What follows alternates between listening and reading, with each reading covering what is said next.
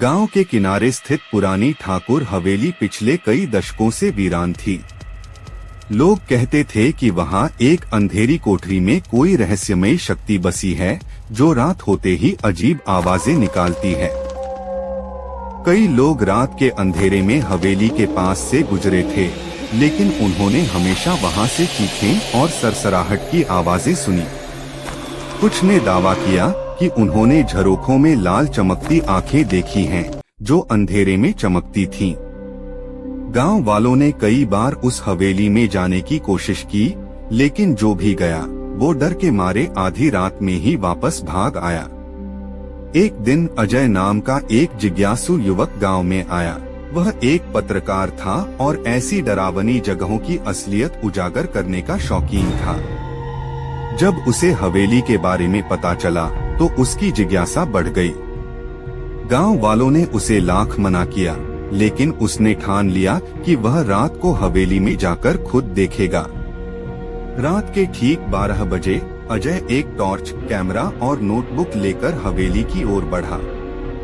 हवेली के विशालकाय दरवाजे पर जंग लगी हुई थी, जिसे खोलते ही एक तेज चीख उसके कानों में गूंज उठी।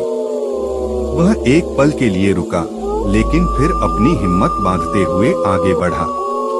हवेली के अंदर घुसते ही चारों ओर मकड़ियों के जाले और धूल जमी हुई दिखी। लकड़ी के फर्श पर उसके कदमों की आवाज गूंज रही थी।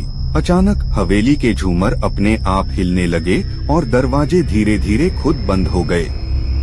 अजय ने कैमरा ऑन किया और चारों ओर देखने लगा। हवेली के हर कोने में एक अजीब सा अंधेरा पसरा हुआ था। चलते चलते वह तहखाने तक पहुंचा, जहां उसे लोहे का एक पुराना दरवाजा दिखा। दरवाजे पर खून से लिखा था, इसे मत खोलो वरना बुरा होगा। अजय के कदम ठिठक गए, लेकिन उसने डर को नजरअंदाज करते हुए दरवाजे के पास जाकर उसे ध्यान से देखा। तभी उसे पास में एक पुरानी जंग लगी चाबी दिखी। उसे ऐसा लगा जैसे वह चाबी वहीं गिराई गई थी ताकि कोई इसे उठाए। बिना कुछ सोचे उसने ताले में चाबी घुमाई और जैसे ही दरवाजा खुला, एक भयंकर हवा का झोंका आया और उसकी टॉर्च बंद हो गई। टॉर्च जलाने के लिए उसने जेब से लाइटर निकाला, लेकिन जैसे ही रोशनी हुई, उसकी आंखों के सामने एक भयानक परछाई खड़ी थी। वह परछाई धीरे धीरे रक्तरंजित आंखों के साथ उसकी तरफ बढ़ी। अजय की सांसें तेज हो गईं।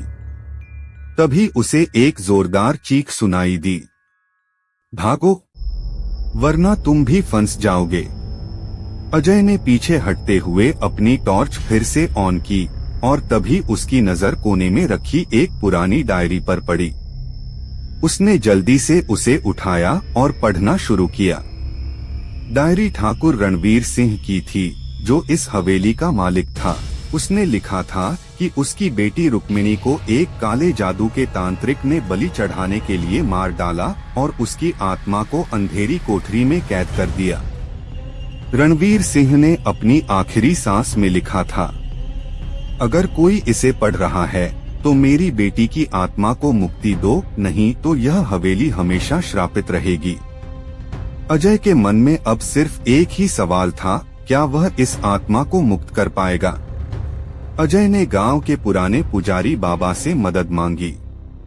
बाबा ने बताया कि रुक्मिणी की आत्मा को मुक्त करने के लिए उसे उसी जगह हवन करना होगा जहां उसकी हत्या हुई थी। रात के 3 बजे अजय और पुजारी दोनों हवेली में पहुंचे। जैसे ही उन्होंने हवन शुरू किया, हवेली में अंधड़ चलने लगा, दीवारों से खून की धाराएं बहने लगी और अचानक वही भयानक परछाई फिर से प्रकट हुई। परंतु इस बार पुजारी ने मंत्र पढ़ना तेज कर दिया। आत्मा तड़पने लगी और हवेली में एक जोरदार धमाका हुआ। एक तेज रोशनी चारों ओर फैल गई और अचानक सब शांत हो गया। सुबह होते ही अजय ने देखा कि हवेली अब शांत और उजली दिख रही थी। हवेली के कोने में रखी रुक्मिणी की तस्वीर पर अब एक हल्की मुस्कान थी। अजय समझ गया कि उसकी आत्मा अब मुक्त हो चुकी थी। वह गांव वालों के पास गया और उन्हें यह खुशखबरी सुनाई। लोग पहले डर गए, लेकिन जब उन्होंने देखा कि हवेली अब शांत है तो सबने चैन की सांस ली। अजय ने अपनी डायरी में आखिरी शब्द लिखे, सच हमेशा डर से बड़ा होता है। अगर इंसान हिम्मत रखे तो कोई भी भूत प्रेत उसके सामने टिक नहीं सकता।